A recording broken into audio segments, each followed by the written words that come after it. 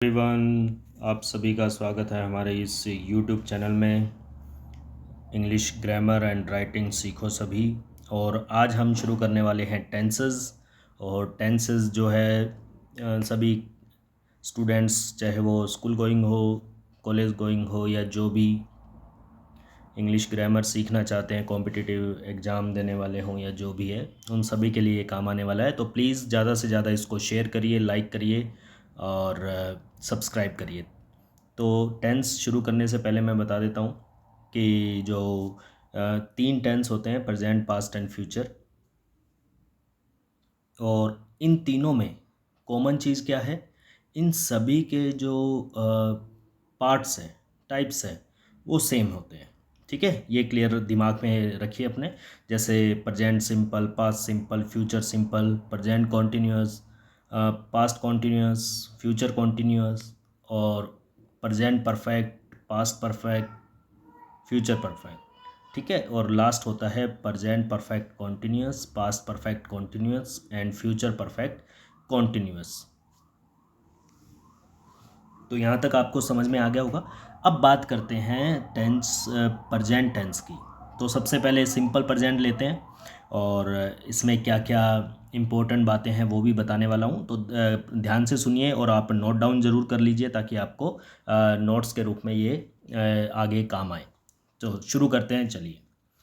तो present tense, simple present tense की बात करते हैं। हिंदी में जो इसकी पहचान रहती है वो रहती है ता है, ते है, ती है, जो कि वाक्य के लास्ट में आता है। अब इसकी हेल्पिंग वर्ब्स ध्यान से सुनिएगा। दो हेल्पिंग वर्ब्स है, डू एंड डज। डू जो लगने वाली है वो आई, वी, यू, दे और किसी भी प्लूरल नाउन के साथ। अब बात करते हैं डज की। तो डज जो है वो ही, शी, इट सिंगुलर नाउन के साथ यूज होती है। और वर्ब की जो फॉर्म है इसमें वो भी बात कर लेते हैं। फॉर्म, फर्स्ट फॉर्म का यूज़ करते हैं या फर्स्ट फॉर्म में एस या ई एस। याद रखिए, वर्ब की फर्स्ट फॉर्म में एस या ई एस उसी के साथ लगेगा जिसके साथ हम डज का यूज़ कर रहे हैं। तो ऊपर मैंने बताया डज किसके साथ यूज होगा, उसी के साथ वर्ब की फर्स्ट फॉर्म में एस या ई एस लगने वाला है। ठीक है, और ये भी ध्यान रखिए, जहाँ डज होगा वहाँ पे वर्ब की फर्स्ट फॉर्म में एस या ई एस नहीं होगा, वो हट जाएगा क्योंकि वो डू में लग गया है। ठीक है, यानी कि डू का डज हो गया वो। क्लियर? चलो आगे शुरू करते हैं। अब देखिए नोट, एक चीज़ ध्यान रखिए, वर्ब के जो एंड में C H, S H, X, Z, O, S ये आ जाए तो आपको ई एस लगाना है। ठीक है, बाकी में एस लगाना ही है। अब बात करते हैं एडवर्बियल्स। देखिए एडवर्बियल्स वो चीज़ होती है जो आपको बताएगी कि ये कौन सा टेंस है। तो प्रेजेंट सिंपल में कौन कौन से एडवर्बियल्स यूज होते हैं नॉर्मली? इसमें देखिए daily, always, rarely, frequently, often, never, once a week, twice a week, month, etcetera, जो भी है, twice a month, on Sundays, on Mondays, generally, usually, sometimes, occasionally. ठीक है, इसके अलावा और भी चीज़ें हैं जैसे साइंटिफिक फैक्ट्स हैं, इनके जो एग्जांपल्स हैं मैं लास्ट में आपको बताऊंगा। प्रोवर्ब्स हैं, time and schedule of trains and planes है। ठीक है ना। और इसके अलावा universal truth, general truth, habitual action यानी कि जो हमारी हैबिट में, टाइम क्लोजेस और कंडीशनल सेंटेंस में भी इसका यूज़ होता है। उसका उदाहरण मैं यहीं दे रहा हूँ, आपको ध्यान से देखिए। देखिए, we shall wait till he comes. ठीक है, तो ये टाइम क्लोज है कि वो जब तक आए हम उसका इंतज़ार करेंगे। फिर है if you work hard you will pass, ये कंडीशनल सेंटेंस है जो कि टाइप फर्स्ट है। ठीक है, जिसे हम प्रोबेबल कंडीशन कहते हैं। इफ़ यू वर्क हार्ड, अगर तुम कठिन परिश्रम करोगे, यू विल पास, तो तुम पास हो जाओगे। तो इफ़ वाली क्लोज का जो सेंटेंस है वो ध्यान से देखिए, सिंपल प्रेजेंट टेंस में। As soon as he comes from school he plays chess. देखिए as soon as time close है, जैसे ही वो घर पे आता है वो चेस खेलता है। या इसे यूं भी कहे, जैसे ही वो घर पे आएगा चेस खेलेगा। ठीक है, यानी कि हैबिचुअल भी है और टाइम क्लोज भी है। Unless you take medicine you will not get well. जब तक तुम मेडिसिन नहीं लोगे, unless you take simple present, you will not get well, तुम ठीक नहीं होगे। क्लियर? और इसी प्रकार एक और वाक्य देखिए, सेंटेंस देखिए, whenever I get confuse I take rest. जब भी मैं कन्फ्यूज होता हूँ किसी काम को लेकर, किसी चीज़ को लेकर, तो मैं रेस्ट लेता हूँ। ठीक है, दोनों वाक्य किसमें, सिंपल प्रेजेंट में। ओके, अब है हेडलाइंस ऑफ ए न्यूज़पेपर की बात करें, यानी कि किसी भी न्यूज़पेपर की जो हेडलाइंस होती हैं वो होगी सिंपल प्रेजेंट में। जैसे इसरो लॉन्चेस मून मिशन, इसका जो मीनिंग निकलेगा वो निकलेगा इसरो ने मून मिशन लॉन्च किया। क्लियर, लेकिन हेडलाइंस बनेगी सिंपल प्रेजेंट में। चलो अब आगे चलते हैं। अब देखिए बात करते हैं कि किसी भी जो टेंस के जो टाइप्स हैं उनमें कितने कितने वाक्य हम बनाएंगे। तो सभी में याद रखिए, चाहे वो सिंपल है, कॉन्टिन्यूस है, या परफेक्ट है, परफेक्ट कॉन्टिन्यूस है, इन सब में हम छः छः वाक्य बनाने वाले हैं। ठीक है, चलो शुरू करिए। देखिए पहला है पॉजिटिव या एफर्मेटिव सेंटेंस। इसमें क्या होगा, सिंपल वाक्य बनेगा, डू और डज का यूज़ नहीं होगा, ये ध्यान रखिएगा। ठीक है, स्ट्रेस देने के लिए यूज कर सकते हैं, मैं पहले ही बता दूं, लेकिन अगर जनरल बात करें तो नहीं होता है। क्लियर, तो वाक्य कैसे बनेगा, देखिए हमने एक सेंटेंस भी लिया है, वह रविवार को क्रिकेट खेलता है, यानी हर रविवार को क्रिकेट खेलता है वो। He plays cricket on Sundays, on Sunday मतलब हर रविवार को। अब देखिए इसकी जो फॉर्मेशन क्या हुई, सबसे पहले ही सब्जेक्ट, फिर वर्ब प्लेज, उसकी फर्स्ट फॉर्म है, SEIS क्यों लगाया, क्योंकि ही था, फिर क्रिकेट यानी ऑब्जेक्ट। ठीक है, तो ये इसकी फॉर्मेशन हो गई, सब्जेक्ट वर्ब की first form plus SEIS plus object.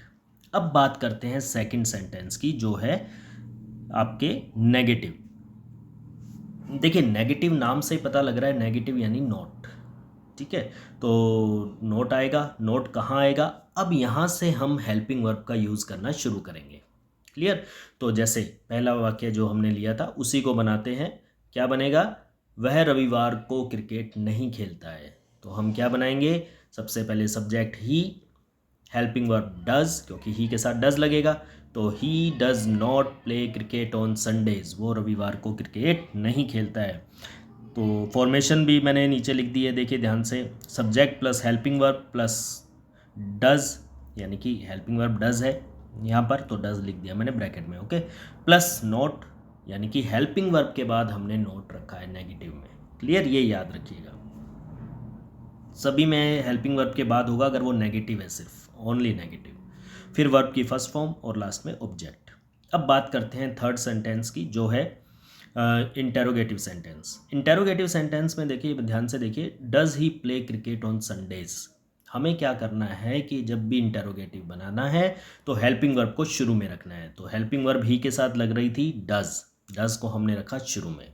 ठीक है, और सेंटेंस बना दिया कैसे, सबसे पहले हेल्पिंग वर्ब, फिर उसके बाद सब्जेक्ट, फिर उसके बाद वर्ब की फर्स्ट फॉर्म, फिर उसके बाद ऑब्जेक्ट और लास्ट में क्वेश्चन मार्क। ओके, तो देखिए does he play cricket on Sundays. Clear, पहले हेल्पिंग वर्ब, फिर सब्जेक्ट है, फिर वर्ब है। अब वर्ब में से देखो SEIS जो लगाया था ऊपर S, वो हटा दिया है क्योंकि डज आ गया। क्लियर, अब देखिए इंटेरोगेटिव का एक और सेंटेंस बनेगा, इंटेरोगेटिव नेगेटिव, यानी कि एक नोट ऐड करना है और कुछ भी चेंज नहीं करना, सेम ऊपर वाला वैसे ही आएगा। क्लियर, देखिए सबसे पहले इसकी फॉर्मेशन समझ लीजिए, हेल्पिंग वर्ब, फिर सब्जेक्ट, सब्जेक्ट के बाद नोट रखना है। क्लियर, और नोट प्लस वर्ब की फर्स्ट फॉर्म प्लस ऑब्जेक्ट और प्लस क्वेश्चन मार्क, तो सेंटेंस क्या बन जाएगा, does he not play cricket on Sundays.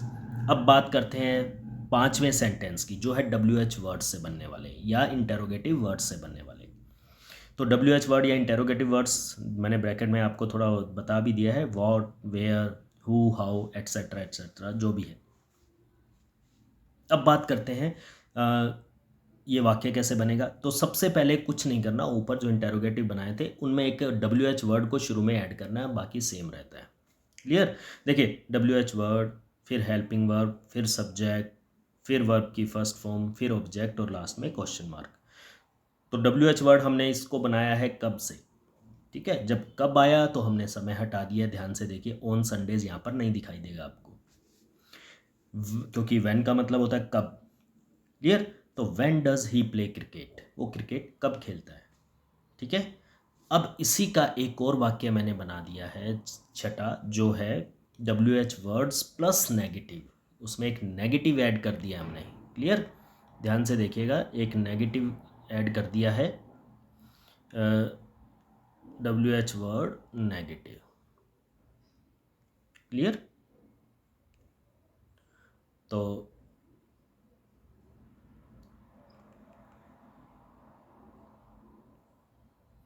WH word negative, ठीक है। अब देखिए ये WH वर्ड नेगेटिव यानी कि इसमें हमने सिर्फ एक ऐड करना है नोट, बाकी सेम वैसा ही रहेगा जैसे ऊपर था। क्लियर? तो देखिए WH वर्ड नेगेटिव में क्या होगा, WH वर्ड आएगा सबसे पहले, फिर हेल्पिंग वर्ब, फिर सब्जेक्ट, और सब्जेक्ट के बाद नोट रखना है, ठीक है, याद रखिएगा क्योंकि हेल्पिंग वर्ब पहले आ गई है। तो सब्जेक्ट के बाद नोट, फिर वर्ब की फर्स्ट फॉर्म, फिर ऑब्जेक्ट, और लास्ट में क्वेश्चन मार्क। तो ये हमारा 6th सेंटेंस था, ठीक है। और वाक्य क्या बनेगा, when does he not play cricket. तो ये आपको आशा करता हूँ समझ में आ गया होगा। अब बात करते हैं इसी टेंस में कुछ इंपॉर्टेंट बातों की। तो इम्पोर्टेंट क्या है, देखिए पहली बात मैंने कहा था कि डू और डज को हम एफर्मेटिव या सिंपल सेंटेंस में यूज़ कर सकते हैं लेकिन स्ट्रेस देने के लिए, ठीक है। जैसे आई डू गो देयर, मैं वहाँ जाता तो हूँ। ही डज स्टडी, वो पढ़ाई करता तो है। क्लियर? तो अब दूसरा जो इम्पोर्टेंट बात है इसी के अंदर वो क्या है, एक्सक्लेमेटरी अगर कोई वाक्य है जो हियर और देयर से शुरू हो रहा है, ठीक है, और लास्ट में साइन आ रहा है एक्सक्लेमेशन का, तो और उसमें स्पेशली वर्ब कौन सी यूज हो रही है, कम एंड गो, तो याद रखिए ये सिंपल प्रेजेंट में बनेगा, ठीक है। इसका एग्जाम्पल देख लीजिए, आगे मैंने दिया है हियर कम्स द बस। अब इसका मीनिंग क्या निकलेगा, देखिए सीधी सी बात है, इसका मीनिंग लेगा, देखो वो बस आ गई, या वो बस आ रही है, या बस आ रही है, ठीक है। देयर ही गोज, ठीक है, वो देखो जा रहा है या वो जा रहा है, ठीक है। या हम कई बार बोलते हैं कि लो बस आ गई, ठीक है, लो वो जा रहा है, ठीक है। तो इसको भी हम किस में यूज़ करेंगे, सिंपल प्रेजेंट में। अब बात करते हैं कुछ और एग्जांपल्स की। तो देखिए मैंने कुछ साइंटिफिक फैक्ट्स और ये सब जो ऊपर मैंने बताए थे कौन कौन से कहाँ कहाँ यूज़ करते हैं हम इसको सिंपल प्रेजेंट को, तो उसके उदाहरण देखिए, वाटर बॉइल्स एट 100 डिग्री, देखो साइंटिफिक फैक्ट है, जनरल ट्रूथ है, इसमें कोई चेंज नहीं हो सकता, है ना। तो ये किस में आएगा, सिंपल प्रेजेंट में। वाटर फ्रीज एट 0 डिग्री, अब पानी 0 डिग्री पे जमता है, तो ये भी फैक्ट है। The sun sets in the west, ठीक है, ये भी आप नेचुरल है, ये इसमें कोई चेंज हो नहीं हो सकता, है ना। राजधानी express arrives eight 5 PM, time schedule है, ठीक है, ट्रेन का, तो ये भी किस में आएगा, सिंपल प्रेजेंट में। कितने बजे चाहे वो जाती है या आती है, तो वो भी सिंपल प्रेजेंट में। An apple a day keeps the doctor away, fortune favours the brave, दोनों की दोनों क्या है, प्रोवर्ब्स, दोनों की दोनों किस में है, सिंपल प्रेजेंट में। तो आशा करता हूँ ये टेंस आपको अच्छे से समझ में आया होगा, और ज़्यादा से ज़्यादा शेयर करिए, सब्सक्राइब करिए, लाइक करिए। Thank you.